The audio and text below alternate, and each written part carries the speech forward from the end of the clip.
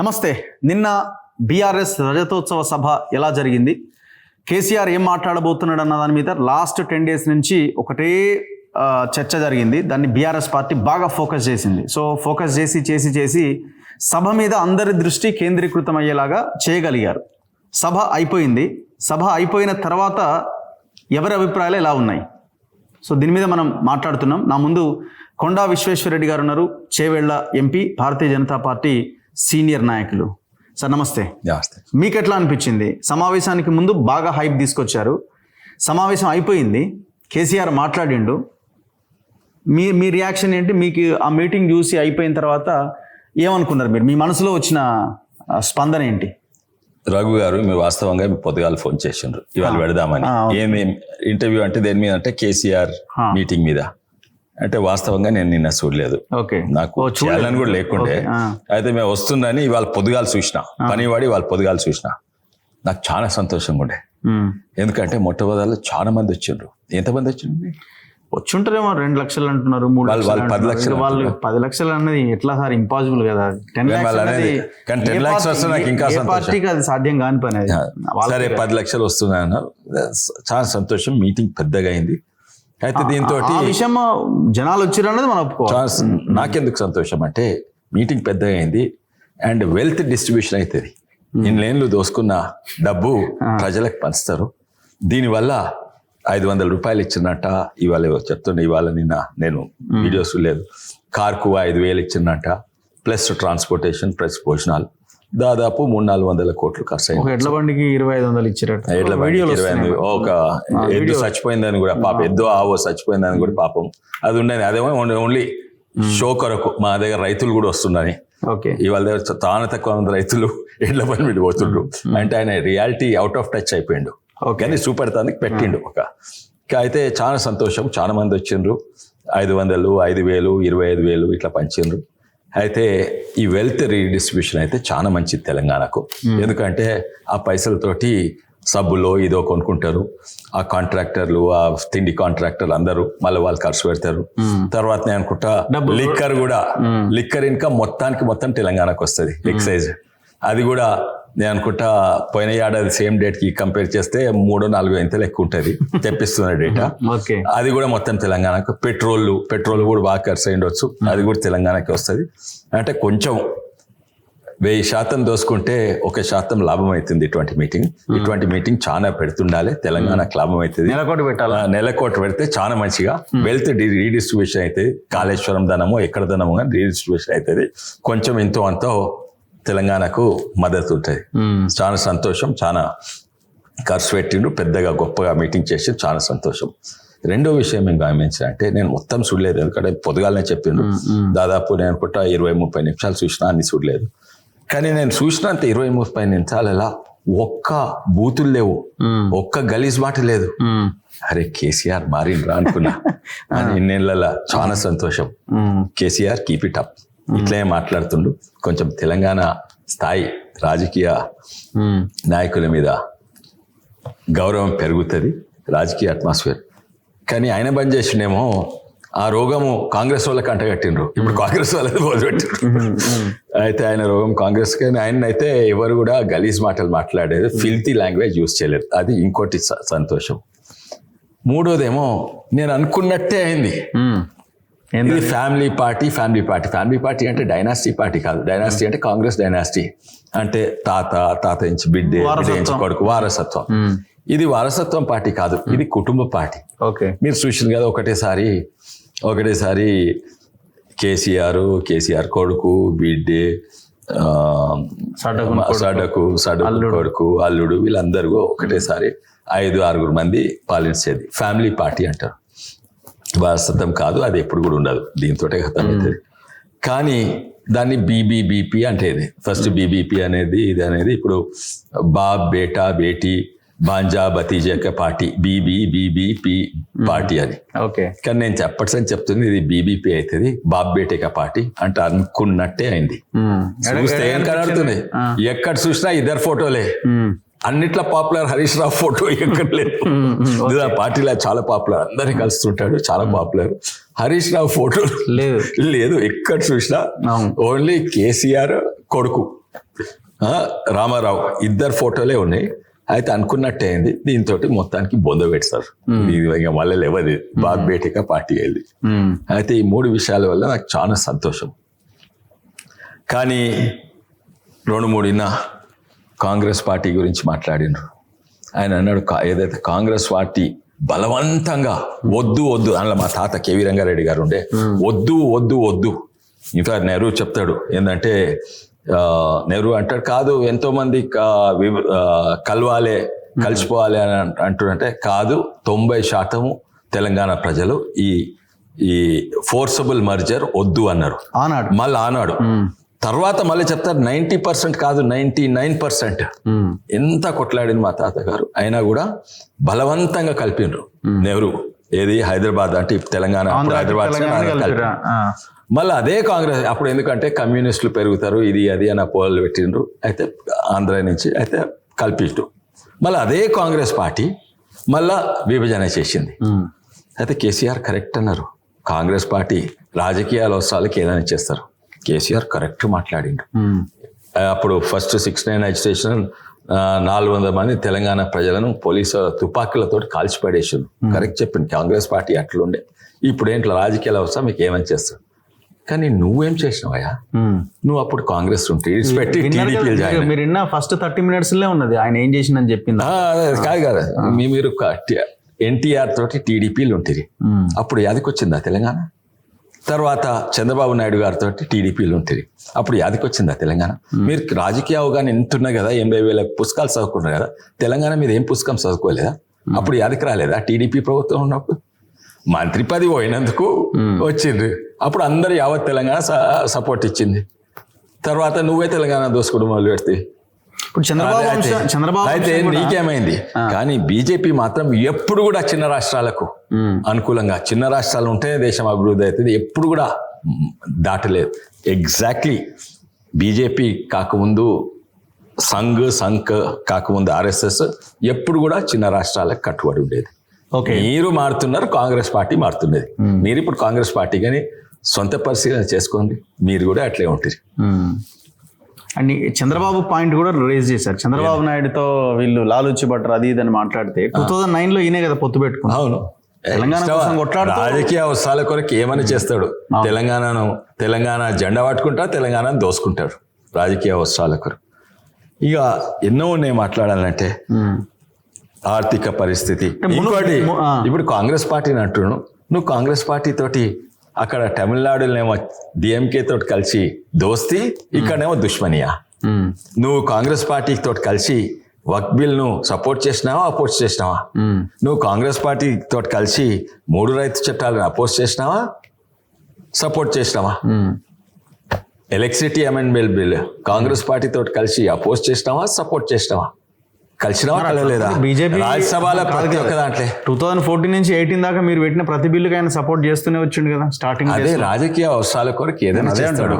రాజకీయ అవసరాల కొరకు ఏదైనా చేస్తాడు. కొన్ని సపోర్ట్ ఇచ్చిండు, కరెక్టే. ఆయనకు అనుకూలంగా, రాజకీయంగా అనుకూలంగా, ప్రజలకు మంచిది చెడ్డ కాదు, రాజకీయంగా ఆ రోజు ఎవరు ఏదో ఉంటే. అవును, బిగినింగ్ లో బీజేపీ తోటి దగ్గరనే ఉండే, తర్వాత 2-3 పైసలు పట్టుబడ్డాయో ఏది పట్టుబడ్డాయో ఒకటేసారి బూతులు తిట్టుడు, బీజేపీని అగేన్స్ట్, నిర్మలా సీతారామన్ మోడీ గారిని తిట్టుడు, బీజేపీకి వ్యతిరేక అయ్యాడు. మళ్ళీ ఇప్పుడు ఏమో నాకు భయం ఏంటంటే మళ్ళీ ఇప్పుడు దగ్గర అయితే ప్రయత్నం చేస్తున్నావు. వద్దు నాయన, అక్కడనే చేస్తున్నాడు. ఎందుకంటే కాదు అంటే అది తెలియదు నాకు. కానీ ఎందుకంటే ఇక్కడ కాంగ్రెస్ పార్టీని 10 సార్లు తిడితే బీజేపీని ఒకటేసారి తిట్టిండు.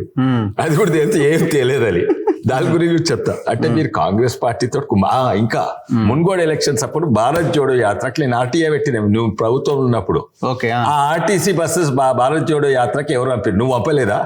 అంటే ఆర్టీసీకి ఇస్తే నేను ఆర్టీఐ వేస్తే, రైట్ టు ఇన్ఫర్మేషన్ యాక్ట్ కింద వేస్తే ఆర్టీసీ సమాధానం వేస్తారంటే ఇది మేము చెప్పని అవసరం లేదని మళ్ళీ కమిషనర్ పెడితే చేస్తా. అది నువ్వే కాంగ్రెస్ పార్టీకి, రాహుల్ గాంధీకి మిమ్మల్ని నిజంగా మీరు అన్నట్టే మిమ్మల్ని ఒకటే అంటే వాళ్ళ దగ్గర అయితే ప్రయత్నం చేస్తున్నాను. అయ్యా దొర, మీరు గిట్ట దగ్గర అయితే మేము నాశనం అయిపోతాం. మేము పోయిన ఎలక్షన్ ఓడిపోయింది అంతే. ఎందుకంటే మా మీద అట్టగట్టిండు రేవంత్ రెడ్డి గారు. మేము టీఆర్ఎస్ ఒక్కటయ్యే వరకు, కవితను జైలు లేదు, అందుకే మేము ఒక్కటైనామని వేసే వరకు ప్రజలకు ప్రజలు అనుకున్నారు వీళ్ళు ఆయనతో పొత్తు పెట్టుకోవాలని మాకు ఓటేయలేదు, ఎందుకంటే మీకు అగేన్స్టే ఓటుండే. ఇది కాంగ్రెస్ పార్టీ గెలుపు ఓటు కాదు, మొన్న గెలిచినాయి. మిమ్మలను బొందబెట్టాలి, టీఆర్ఎస్ బొందబెట్టాలి, ఏదైతే పార్టీ తెలంగాణ కొరకు కొట్లాడి తెలంగాణ ఉద్యమకారులు దూరబెట్టుడు, తెలంగాణను ఆర్థికంగా నాశనం చేసిన పార్టీని బొందబెట్టాలని. ఏమో అమిత్ షాకి ఇన్ఫర్మేషన్ పంపిండు, మరి వాళ్ళు యాక్సెప్ట్ చేయలేదు, అస్సలే చేయరు అంటున్నారు. మరి అస్సలే చేయరు, 200% చేయరు. ఎవరి దగ్గర పోతారు కానీ వీళ్ళ దగ్గరికి అయితే పోరు. ఆ బంకా బురద, గులాబీ బంకా బురద మాకు అంటుకుంటే మేము నాశనం అయిపోతాం. ముళ్ళు, గులాబీ ముళ్ళ. అయితే ఇదైతే సాధ్యం కాదు. అంటే ఇప్పుడు కేసీఆర్ ఇంతకు ముందు అంటే ఆయన ముఖ్యమంత్రిగా ఉన్నప్పుడు, ఆయన కొంత జోష్ లో ఉన్నప్పుడు మాట్లాడిన తీరు కనబడ్డదా? అంటే కొంత ఫ్రస్ట్రేషన్ ఉన్నది, కోపం ఉన్నట్టుగా కనబడ్డది, ఎమోషన్ ఎక్కువ కనబడలేదు. అంటే బహుశా అందుకే తిట్లు లేవు, ఎమోషన్ తిట్లు ఉంటాయి. కార్యకర్తల కాన్ఫిడెన్స్ బిల్డ్ అసలే లేదు. ఆ భాష చూస్తే ఇటు తిట్లు లేదు, అటు పద్యాలు లేవు. లేకుంటే పద్యాలు బాగా చదువుతాడు, ఇటు తిట్లు బాగా తిడతాడు. అయితే కొంచెం క్యారెక్టర్ పర్సనాలిటీ మారినట్టున్నది. బహుశా అది మంచిదేవో. అంటే అది ఏజ్ ఫ్యాక్టర్ అయి ఉంటుందా, లేకపోతే ఇంట్లో ప్రెజర్ అయి ఉంటుందా, లేదు పవర్ పోయిన ప్రెజర్ అయి ఉంటుందా, ఏమై ఉండొచ్చు? కొంచెం అయోమయంలో ఉండొచ్చు. ఎందుకంటే ఈయనకేమో హరీష్ ను దూరం పెట్టాలి, ఇప్పుడు ఓన్లీ బాబ్ బేటా ఈవెన్ కవితను కూడా దూరం పెట్టాలి. ఇప్పుడు ఆమె ఎందుకో బ్లాక్మెయిల్ చేస్తున్నాం, వాళ్ళ దగ్గర తీస్తే ఏమో ఇంటున్నా కానీ నాకు లోపల ఏమైతే తెలియదు. కానీ చూసింది అయితే వాస్తవం, బాబ్ బేటేక పార్టీ ఇంకెవరికి స్థాయి లేదు.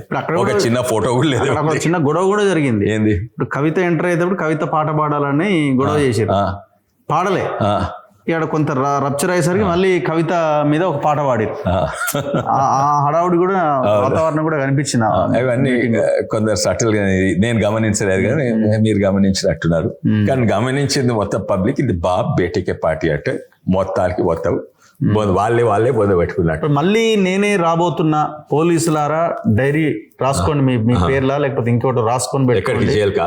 కాదు, అధికారంలో జైలుకు పోతుండో, అధికారంలోకి నేనే రాబోతున్నా, జైలుకు పోతుండో. ఆ కాళేశ్వరం ఏమైంది, ఆ ఎలక్ట్రిసిటీ దోసుకునేది ఏమైంది, తర్వాత ఈ ఫోన్ ట్యాపింగ్ ఏమైంది, హరిరామన్ ఈఎన్సీ దగ్గర 200 నుంచి 500 వాళ్ళు కక్కరా పోతే జైలు పోలీసు వాళ్ళకి చెప్పాలి, మంచిగా భోజనం మంచిగా పెట్టాను జైల్లో, ఇది అది చెప్పొచ్చు.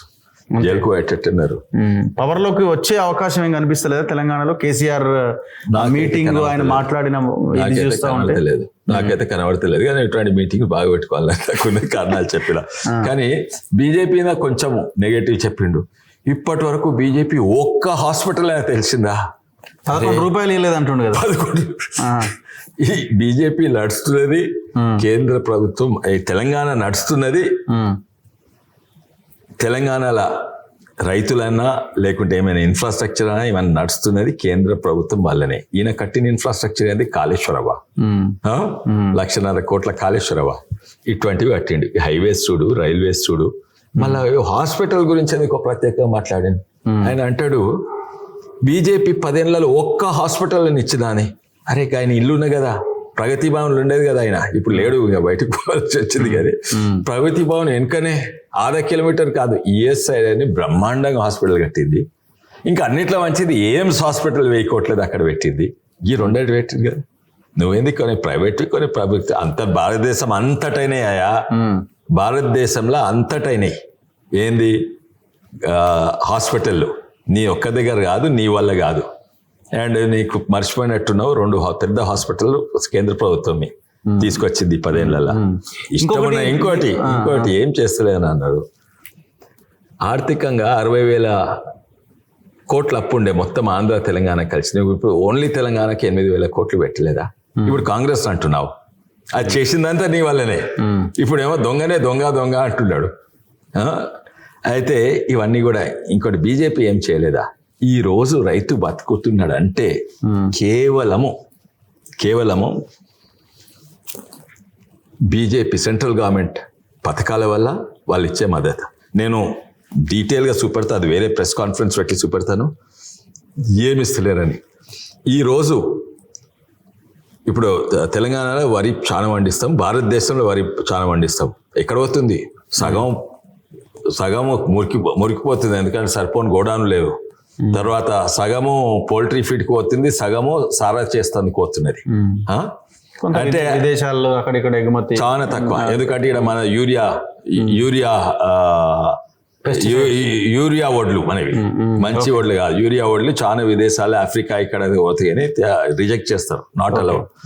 అయితే అంత వేస్ట్ అవుతుంది. అంటే వరి పండిస్తే దేశానికి పెద్ద లాభమేం కాదు.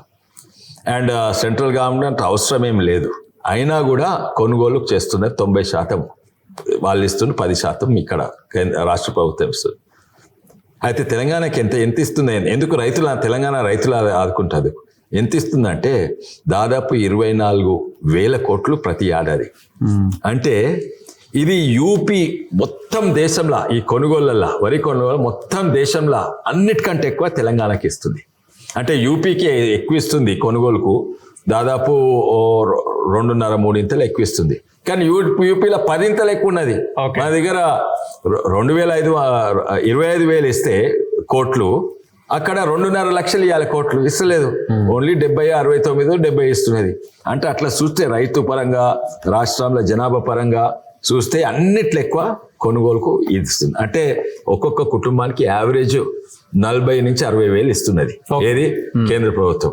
తర్వాత ఫర్టిలైజర్ సబ్సిడీ అదో 10,000, తర్వాత 6,000, తర్వాత వివిధ సబ్సిడీలు ఇస్తుంది. ఇవన్నీ చూస్తే ఒక్కొక్క రైతు కుటుంబానికి ఈ లాస్ట్ 2-3 ఇయర్స్లో మీరున్నప్పుడే 80,000 రూపాయలు ప్రతి ఏడాది ఇస్తుంది కేంద్ర ప్రభుత్వం. కేంద్ర ప్రభుత్వమే ఆదుకుంటుంది, నీ పథకాల వల్ల కాదు.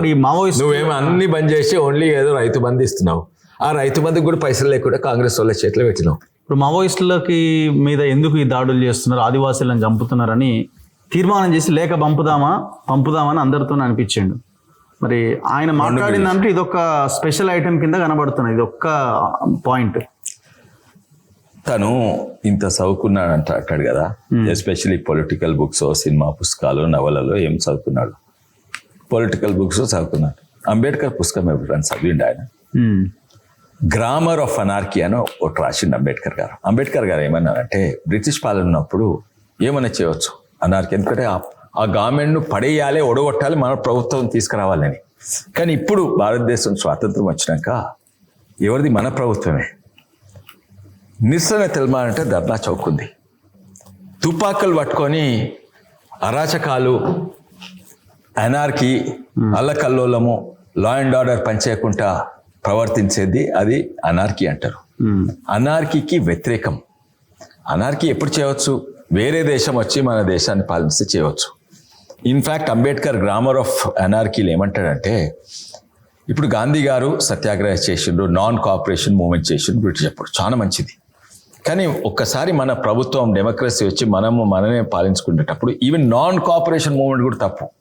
లీవ్ అలోన్ తుపాకులు పట్టుకొని ఐఎస్ఐలతోటి, చైనాలతోటి, ఎల్టీటీలతో కలవడము, దేశానికి విరుద్ధంగా, దేశ ప్రభుత్వాన్నే వ్యతిరేకంగా చేసుడు, అది డెమోక్రసీలో దానికి స్థాయి లేదు అని అంబేద్కర్ గారు క్లియర్గా చెప్తారు. అంటే ఆయన అయితే ఒక్క నిమిషం చెప్తా.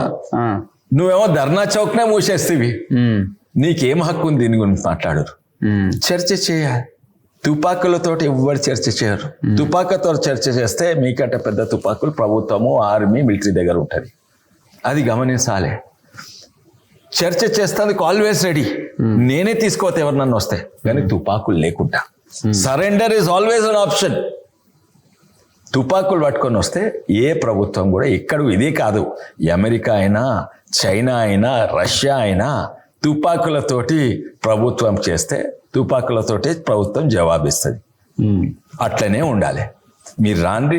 కొంతమంది తప్పుదారు పట్టిందవచ్చు, కొంతమందికి సిద్ధాంతాలు చక్కగా అర్థం కానట్టున్నాయి, ఏదేదో కారణాలు ఉండొచ్చు. మీరు రాండి, తప్పనిసరిగా బీజేపీ మాట్లాడుతుంది, ప్రభుత్వం మాట్లాడుతుంది, అది చేయాలి. ఈయనేమో ఇష్టం ఉన్నట్టు. అయితే దీనికి విరుద్ధంగా, దేశానికి విరుద్ధంగా చేసుడు అది చాలా తప్పు. కానీ పహల్గామ్ గురించి మాట్లాడాను, అది నిజంగా మౌనం పాటించిందా? నిజంగా మౌనమా? లోపల నీ మనసులో ఏమైనా జరుగుతుందా? ఎందుకంటే మౌనం పాటించుడు. ఒక్కసారన్నా పాకిస్తాన్ కని చెప్పిండా? ఒక్కసారన్నా ఇస్లామిస్ట్ టెర్రరిస్ట్ అని చెప్పిండా? సరే, అది కూడా చెప్పకపోని వాళ్ళు పాకిస్తాన్ టెర్రరిస్ట్ అనుకోండి. ఒక్కసారన్నా హిందువులను టార్గెట్ చేసి వాళ్ళ ప్యాంట్ లిప్పి నువ్వు హిందువులా చేసిందా? చేయలేదు.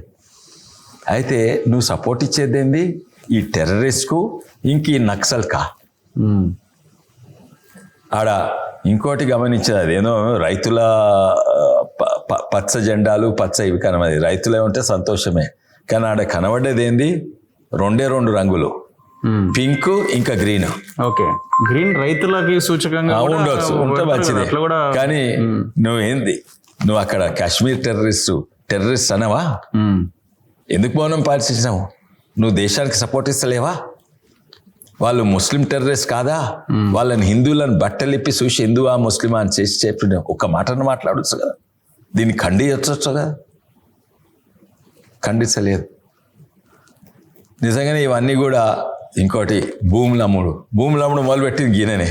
ఈయన వీళ్ళు భూములు అమ్ముతున్నాను, యూనివర్సిటీ అమ్ముతారా అంటాడు. అరే నువ్వు అమ్మలేదయా, నువ్వు టీఎన్జిఓస్ ఇచ్చేయలేదు అది. ఇంకోటి ఇప్పుడే అదేంది అందులో రోడ్డు కోవిడ్ అప్పుడు నువ్వు బుల్డోజర్ పెట్టి పర్యావరణం నష్టం చేయలేదు, రోడ్ ఎవరేసి నువ్వే వేయలేదా? ఇప్పుడు నీకు మొసలు కన్నీరా? నీ బాధ ఏంటంటే నువ్వు దాని మీద కన్ను పెట్టినావు, నువ్వు అమ్మలేకపోయినా మీరు కాంగ్రెస్ అమ్ముతానికి ప్రయత్నం చేయ కదా, ఒకటి బాధ నీకు. అయితే సో ఓవరాల్ గా ఇప్పుడు 3 పార్టీలు ఉన్నాయి. కాంగ్రెస్ అధికారంలో ఉంది, బీఆర్ఎస్, బీజేపీ.